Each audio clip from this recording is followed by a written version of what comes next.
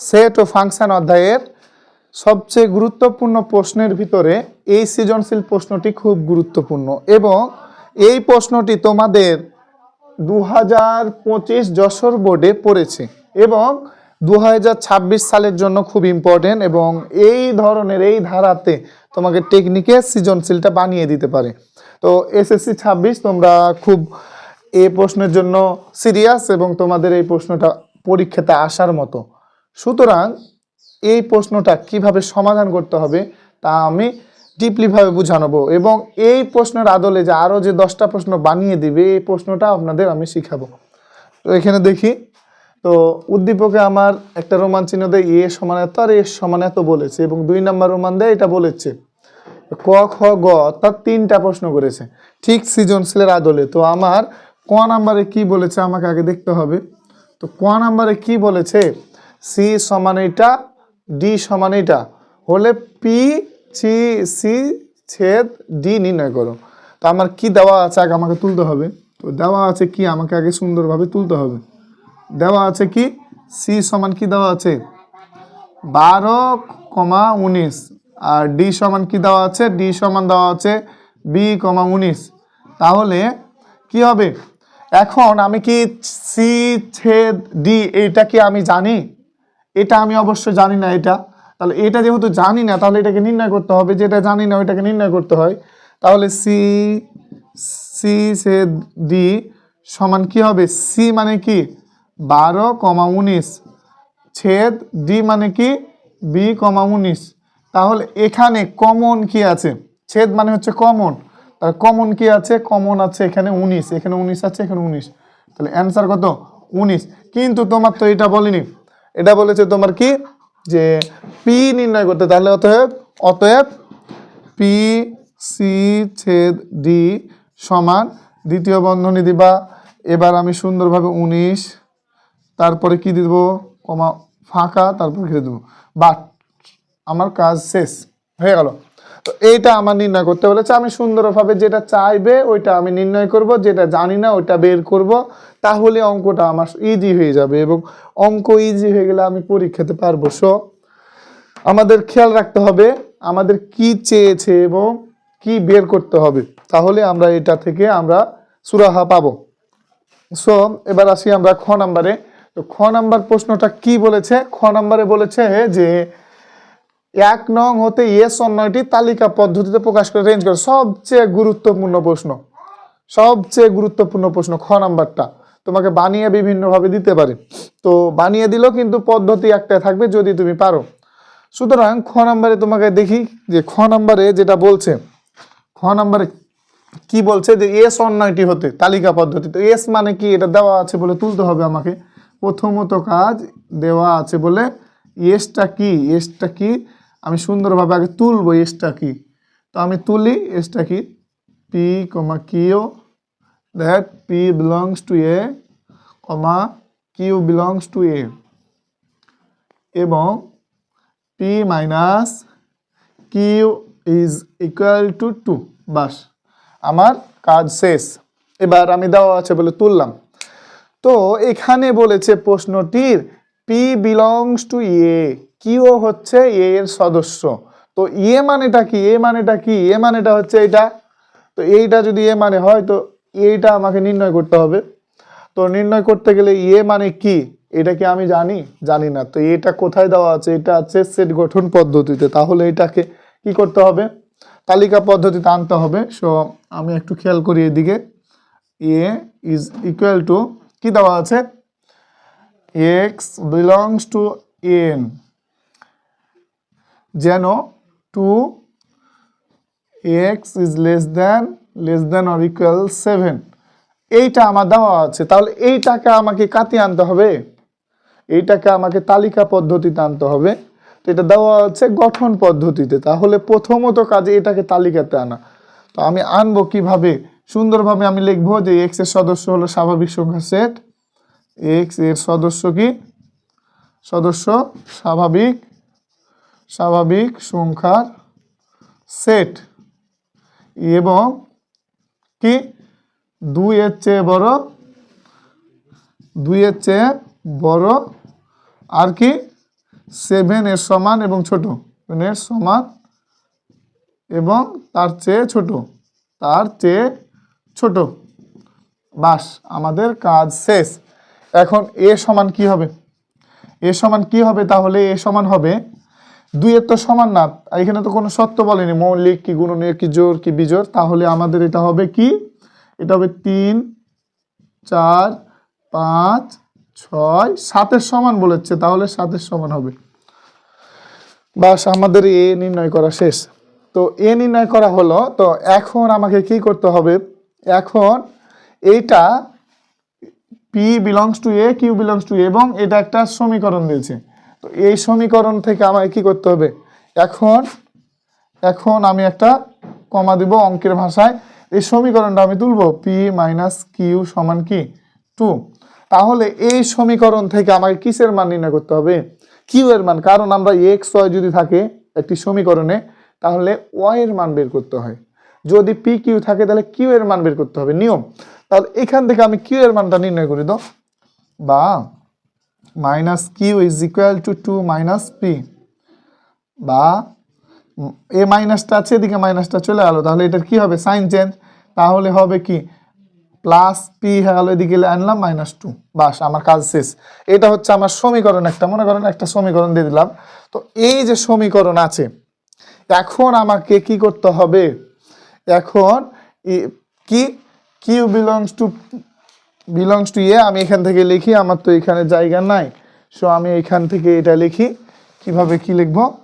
তো এখন আমাকে বলেছে পি বিলংস টু এ এবং কিউ বিলংস টু এ, তাহলে আমি লিখবো পি কিউ বিলংস টু এ, আর কি পি বিলংস টু এ এর জন্য কার কিউ সমান পি মাইনাস 2 এর মান কি করি?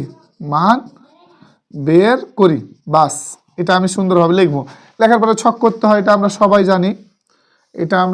জানি, যে ছক করতে হবে আমাদের এখানে। তো এখানে পি আর কিউ থাকবে। কেন? পি আর কিউ হচ্ছে আমার এখানে চলকের কাজ করছে। তো পি আর কিউ একটা, এবার পি এর মানগুলা কি? পি এর মানটা হচ্ছে পি বিলংস টু এ এর সদস্য, তাহলে পিটা কি? এ। তো এ মানে কি? এ মানে হচ্ছে 3 4 5 6 7, তাহলে 3 4 5 6 7। বাস আমাদের হয়ে গেল। এবার আমাকে কি করতে হবে? মানটা বের করতে হবে। আমাকে এখানে ইনপুট দিতে হবে কত? এখানে ইনপুট দিতে হবে 3। তো এই জায়গাতে পি এর মানটা, কি এর মান নির্ণয় করবো? তো পি এর মান যদি আমি এইখানে বসাই, এইটাতে যদি পি এর মান বসাই 3, তাহলে কত আসবে? 3 মাইনাস 2, 3 মাইনাস 2 মানে হচ্ছে 1, তাহলে আমি 1 বসাই দিব। বাস এবার যদি আমি এখানে 4 ইনপুট করি, 4 ইনপুট করলে 4 মাইনাস 2, তাহলে থাকে কত? 2। এবার এখানে যদি 5 ইনপুট করি তাহলে থাকবে 3। এখানে যদি 6 ইনপুট করি তাহলে এখানে থাকবে 4। এখানে যদি 7 ইনপুট করি তাহলে এখানে হবে 5। এবার আমাকে চিন্তা করতে হবে, বলেছে কিউ বিলংস টু এ, মানে এ এর সদস্য হতে হবে কিউ, এবং পি বিলংস টু এ মানে এ এর সদস্য হতে হবে পি। পি এর যে মানটা থাকবে এটাও কিন্তু এর সদস্য হতে হবে। কিন্তু এইখানে যে আমি 3 আর 1 পেয়েছি, এই ক্রোমোজোরগুলো আমি দেখি 3 আর 1, তাহলে 3ও হইতে হবে এইখান এর সদস্য। 3 কি এর ভিতরে আছে? এ কি আছে? 1 কি আছে? 1 তো নাই। তাহলে নট বিলংস টু কি? নট বিলংস টু এ এর ভিতরে আমি দিয়ে দেবো। বাস তাহলে এই ক্রোমোজোর আমার হবে না। এবার 4 আর 2, 4 রয়েছে কিন্তু 2 রয়নি, তাহলে কি আমি পারবো? তাহলে কি 4, 2 নট বিলংস টু এ, মানে সত্য মানছে না এর, অর্থাৎ 4 থাকছে 2 থাকছে না, তাহলে হবে না। 5, 3 বিলংস টু 5 আর 3 কে আছে? 5 আছে, 5 তাহলে বিলংস টু এ, তাহলে এ হচ্ছে। এবার এদিকে আছে 6, 4, 6 আর 4 রয়েছে, হ্যাঁ রয়েছে, বিলংস টু এ। 7, 5 এটা কি রয়েছে? বিলংস টু 7 আর 5, হ্যাঁ রয়েছে, তাহলে এ। তাহলে বাস আমার এটা এই তিনটা মিলছে। এই তিনটা যেহেতু মিলছে তাহলে এস সমান কি হবে, এস সমান আমি দিব দ্বিতীয় বন্ধনী দিব ক্রমজোড়গুলো লিখে দেবো। কিভাবে লিখবো, 5,3, তারপরেরটা মিলেছিল 6,4, তারপরেরটা মিলেছিল 7,5। বাস আমার কাজ শেষ। ওকে, তো এবার আমি এস অন্যয়টিকে তালিকা পদ্ধতিতে প্রকাশ করলাম। তো তালিকা পদ্ধতিতে প্রকাশ করার পরে আমার কি চেয়েছে, আমাকে বলেছে ডোমেন রেঞ্জ নির্ণয় করতে। তো আমরা জানি একটা অন্যায়ের ভিতরে যদি প্রথম সদস্যগুলাকে বলা হবে কি ডোম, ডোম বলা হবে প্রথম সদস্যগুলাকে, এবং দ্বিতীয় সদস্যগুলাকে বলা হবে রেঞ্জ। তো রেঞ্জ তো আমাকে নির্ণয় করতে বলেছে, তাহলে অতএব রেঞ্জ, রেঞ্জ এস সমান কি দিব, আমি এস সমান আমি দিব 3, 4, 5, 3, 4, 5। বাস আমার কাজ শেষ, 4-এ 4 মার্ক কমপ্লিট। তো এইভাবে করে আমার প্রত্যেকটার এভাবে করে তোমাকে করতে হবে। তো এই প্রশ্নটা দিবে, এই আদলে তোমাকে চেঞ্জ করে দিবে অর্থাৎ বানিয়ে দিবে, কিন্তু তোমার স্টেপটা কিন্তু ঠিক ঠিক থাকবে। যদি স্টেপ ঠিক থাকে তুমি অবশ্যই মার্ক পাবা এবং ভালো মার্ক পাবা, যদি তুমি স্টেপ অঙ্কের ঠিক রাখো এবং তোমার মনোবল যদি থাকে যে আমি পারবো। তো অঙ্কটা এইভাবে তোমাকে সমাধান করতে হবে। তো এবার আমরা আসবো সৃজনশীলের কি নাম্বার, গ নাম্বারে। তো গ নাম্বারে কি বলেছে, 2 নং হতে ক্রমজোড়ের নিয়ম অনুসারে এম ও এন এর মান নির্ণয় করো। তো 2 নংটা কোনটা, এটা। তো 2 নং যে এটা দেওয়া আছে, তো 2 নংটাকে তাহলে আমি কিভাবে কি করব, সুন্দরভাবে 2 নংটাকে আগে কি দেওয়া আছে 2 নংটাতে, এখন 2 নংটা কি দেওয়া আছে আগে আমাকে তুলতে হবে। 2 নংটার কি দেওয়া আছে এটা আমাকে সুন্দরভাবে অঙ্কের ভাষাতে আমাকে আগে তুলতে হবে। তো 2 নম্বরটা আমি দেখি, গ নম্বরে দেখি দেওয়া আছে বলে আগে তুলতে হবে অঙ্কটা। কি দেওয়া আছে দেখি, 2 নংয়ে দেওয়া আছে m+3, n-4 সমান 3n+4, m-3। বাস এবার আমার ক্রমজোড়ের নিয়ম অনুসারে এটা সমান এটা বলা যায়, এটা নিয়ম, এটা সমান বলা যায় এইটা, এটা হচ্ছে আমাদের ক্রমজোড়ের নিয়ম।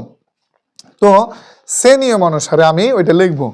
অতএব m+3 সমান 3n+4 বা m, এদিকে আমি চলক n এখানে আনবো, তাহলে -3n সমান 4 +3 এদিকে আসলে -3 বা m-3n সমান 4 থেকে 3 বাদ দিলে হয় 1 হয়ে গেল।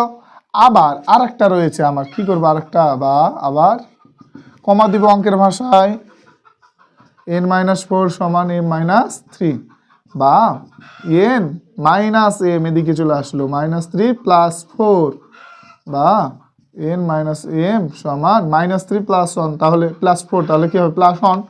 বাস এখানে রয়েছে +m আর এখানে রয়েছে n-m, তাহলে আমি এটা 1 নম্বর সমীকরণ দিয়ে দিই, এটা 2 নম্বর সমীকরণ দিয়ে দিই। এবার কি করলে অঙ্কটার এম আর এন এর সমাধান বের হবে, অনেকভাবে করা যায়। তো আমি এখানে দেখতে পাচ্ছি +m, এখানে আছে -m, তাহলে এখন যদি আমি এটার কি করি, যোগ করি, 1 নাম্বার আর 2 নাম্বার যদি যোগ করি তাহলে তো আমার অঙ্কটা মিলে যাওয়ার কথা, কারণ এখানে রয়েছে +m আর এখানে রয়েছে -m, তাহলে যোগ করি, 1 + 2 লিখি, আমি এখান থেকে লিখি 1 + 2, 1 + 2 এভাবে রোমান চিহ্ন দিয়ে লিখি, তাহলে আমার ভালো হবে, করে পাই। তো 1 + 2 যদি আমি করি এইখানে, তো 1 নম্বরের আগে বাম পক্ষের সাথে বাম পক্ষে যোগ, m-3n + n-m, অর্থাৎ বাম পক্ষের সাথে বাম পক্ষে যোগ সমান 1 + 1। বাস আমার হয়ে গেল। এবার বা m আর m কেটে গেল, তাহলে থাকবে n -3n + n, তাহলে -2n সমান 2 বা n সমান কি হবে -2, 2/-2, তার মানে কি বা n সমান হবে কি -1। বাস কাজ শেষ, n সমান 1। এবার n এর মান যদি 1 বা 2 বসাই তাহলে আমার অ্যান্সারটা চলে আসবে।